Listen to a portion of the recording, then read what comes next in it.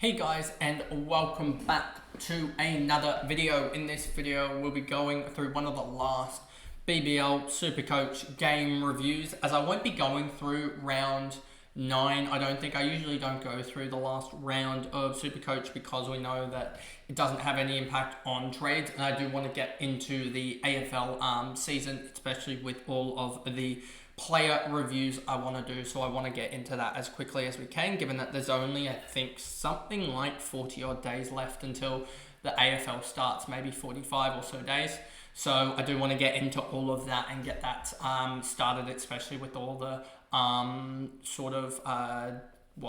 defensive line, forward line, etc., ruck line, that I want to get through all those and start some player reviews as well. So this will be the second last game that I cover individually, and then you'll have obviously my round preview, round review video, as well as the trade targets, and then you'll have also the round review or season review as a whole after the last game on the 19th, which is only a couple days away.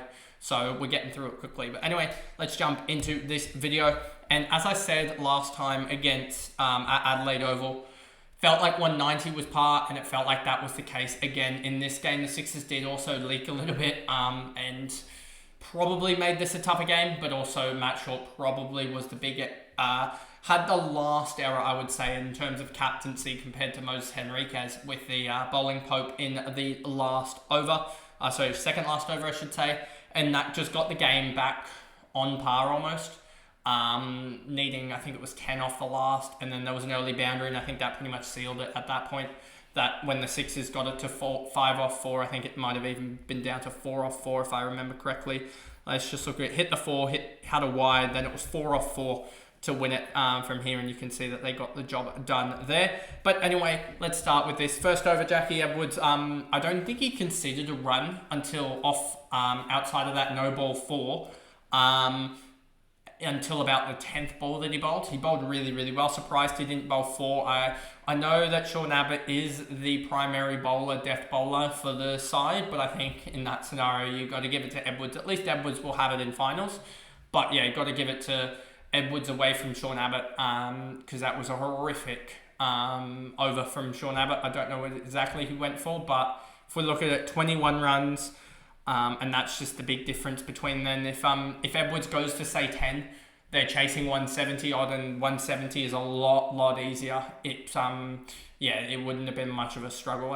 It would have been a little bit of a struggle, but it wouldn't have been as much of a struggle as what it was in terms of that. But I also think there was a couple of horrendous calls that made it a lot harder for the Sixers, but we'll get into that later.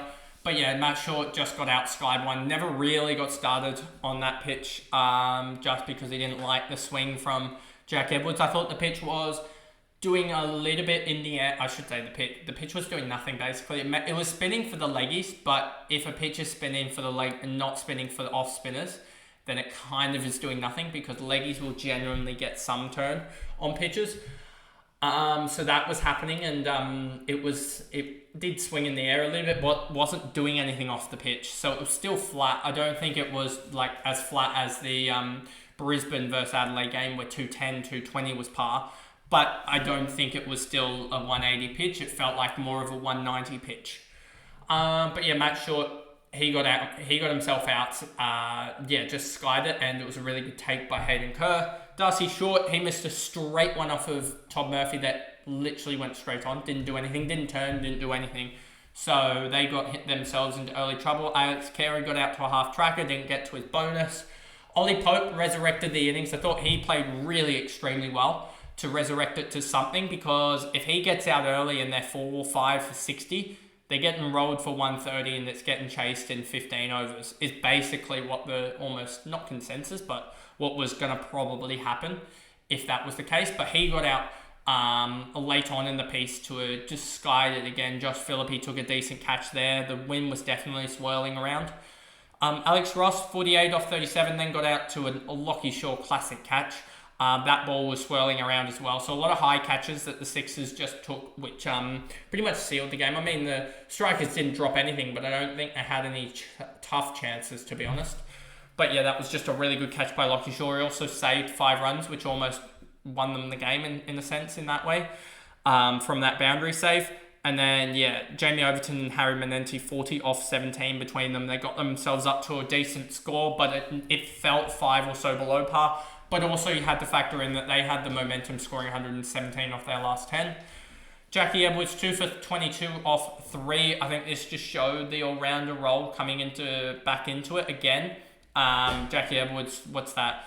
20 points plus the 8 differential here. Maybe, I think he had a couple of leg buys, so probably 7 dot balls. So that's 47 plus the economy rate bonus of 5. So 52 for him. And I think he got 7 with the bat. So I want to say he ended up with 59. But I could be wrong. Let me just bring it up here. I want to say 59. He ended up with 60. So yeah, pretty good total from him. Hayden Kerr, none for 28 off of 4, which is a 7 economy rate. So he got 10, 14 there. Plus he got all the runs with the bat. So ended up on a, where is he down here, a 42. As you see here, if we just go here, 18 runs with the bat. Was unlucky not to get to the full 20 to get the bonus there, to be honest with you. If he'd gotten to the 20, he would have got a massive bonus. And that would have put him in the sort of 70 or so range. But yeah, is what it is. He did his job, and that's sort of what Hayden Kerr is, a bits and parts player that sort of cleans up the mess usually. And so yeah, really quality cricketer, and I think he gets a bigger role in the finals when Sean Abbott goes out. I think he starts to bowl death with the likes of Jack Edwards. Then we get to Ben DeWash's 4 overs, 1 for 38 and 7 dot balls. And then he added, 20 or 30 with the bat. 30 with the bat, 10 strike rate bonus. Thought he was unlucky to have the... we'll get to the batting actually later. But yeah, he did his job. 67 for him is absolutely huge. And so yeah, it doesn't go down too much in price, to be honest with you. And then you can see Abbott, I think, had a negative break even. But yeah, he isn't going to go up much in price. But price doesn't really matter at this point. It's points. Sean Abbott, he just had a horrific day at the office, I should say. And it is what it is. Got pounded around a little bit by, I think, Alex Carey in the 4th or so over, I think it was. 4th over. Then Todd Murphy came on to get him out the next over. So he had just, whenever he came on, he just bowled leg stump and it just didn't work. So he'll be back better. We've seen that he's a class in the BBL. But yeah, just not his night, I would say. And it is what it is. He'll come back stronger. Next game, Todd Murphy 1 over 2 for 2. Slightly surprised he didn't take some overs there to burn through them at that point, but he did go for the strike. Moses Henriquez went for the strike to get them all, and it just didn't work, sadly. And Todd Murphy was left 1 over 2 for 2. Did his job, got to 40 odd, and that was that. 44 for him. Jaffa Chauhan, 10 points for his none for 30 off 4. Not the greatest performance, but I didn't think he was too bad. Just not really the pitch that he really wanted to play on as much. So hopefully next year, or in next game in the finals, he can get a better pitch. I know that they'll be playing at the SCG tomorrow. It's not tomorrow, is it? Or is it tomorrow? I think it is tomorrow. Yeah, it is tomorrow night, on the Friday night. If we actually look at the Sydney weather, you'll see Friday is not looking too flash, to be honest with you. So that is a massive wait and watch for Friday. They haven't given us updated when it's going to probably rain, but it looks like it could rain on the Sydney weather bomb. Let's go there, as that will give us what we want to see. You can see here the weather is not looking good, so I'm looking at potentially getting rid of all my Thunder and Sixers players for the round, because on in a rain affected game we don't want that. So I'm looking at just jumping ship with all of them to players that are going to play. Potentially even just a rookie, just to see if I can get that. But yeah, it doesn't look good for their game. Then we go back, and so yeah, we went through the bowling and the batting in the first innings. Let's go to the second innings. Philippi hasn't just gotten on. He just got away early and then just hit a half volley straight to Matt Short at short cover. He was looking all right, but yeah, just sadly couldn't kick on. And he's going to be needed in finals, as they're going to have Curtis Patterson batting with Steve Smith because Daniel Hughes is still out, and it doesn't look like they're going to get an international replacement at this point, which kind of sucks, but it is what it is. You've got to win it from this point, I guess. And so, yeah, Josh Phillippe's really got to stand up with no Vince, no Steve Smith, and yeah, let's just hope that he can kick into gear. We know that Steve Smith will be available next year for the duration of the back end of the tournament, which will be huge for the Sixers next year, but not this year. So just got to hope that Philippi can kick into gear for the Sixers' sake. Steve Smith, 52 of 31, got out at a crucial juncture in the game, around the 10 over mark. They lost 3 for 11 or so, I think it was, or was it 3 for 4? 3 for 4 off of 5 balls was a really bad portion of the game, and it pretty much tipped the favour back into the strikers' favour. At 5 for 92 after Henriquez got out to a terrible decision, let's just put it that way. An absolute shocker. I know that they're supposed to have the review there for the howler and they spent it on the Jordan Silk LBW, but I just think that you can't say that, how do I phrase this? You can't say that an umpire is all right to make that type of decision on the regular, and we'd have to see the underlying numbers to see if it's improved, the umpiring. But if howlers like that are still happening at the same rate and there isn't any improvement in the umpiring, I don't know the underlying statistics, but if there isn't any improvement, then that's a really shocking sign given that these are professional umpires. But if there is, and that's the only occasional shocker, it's still an absolute blunder, but it's not. If that's happening in half the games or a quarter of the games compared to what it was happening before, then it's not the worst outcome you take. You'll have to have that a couple times, that you're going to have no review and a shocker is going to come. So it is what it is. Steve Smith got out. Jack Edwards, I don't think he ran the first one hard enough, and then he got run out at the keeper's end from a direct hit from the outfield. Can happen. Was it Smudge's fault a little bit? Probably, but I think it was more so Jack Edwards. Like, Smudge got in so easily, and Jack Edwards is 6'8" or whatever, so he should have easily gotten in, given that he's pretty quick between the wickets. So I think he just didn't run the first one hard. But yeah, he's got the absolute perfect role, does Jack Edwards, for the final game if they get on, but I don't think they will, so I'd be trading out of all the Sixers and Thunder players you have. Henriquez, we talked about. Jordan Silk just didn't get going. He's usually in that position. But one thing I did really like, and I think this shows a lot about the Sixers, is Lockie Shaw standing up. Another youngster standing up. Will be interesting to see how they do it with when Steve Smith and Sean Abbott leave. I suspect we will see Bird and also Bird and Curtis Patterson come into the side, but it was just really good to see Lockie Shaw stand up. I think he's one for the future. I think he's only 22, Lockie Shaw. I think he's the age group above me, I want to say. Yeah, 22. Just turned 22 on Boxing Day. So he's a youngster. He's going to be one for the future, and I think he can easily take over that middle order role, and I think he'll be one that if Philippi ever goes away for T20 international duty or anything like that, which he shouldn't really at this point because he's not been informed for the Sixers, even though he's been informed for New South Wales, that Lockie Shaw can take the gloves but also bat pretty well. So I think this is only going to give him confidence, and I mean, he's still going to be priced at 58.5k, I sort of expect next year, unless he gets a good last game of the season. But it was really good to see him have one of these types of innings, as this is one of those sort of breakout games for him. Benny DeWashis, 30 off 23, thought he was unlucky not to get the no ball in the first ball, the power surge, I think it was. If we just look back on this, where is it here? I think it was, where is it? Here we go.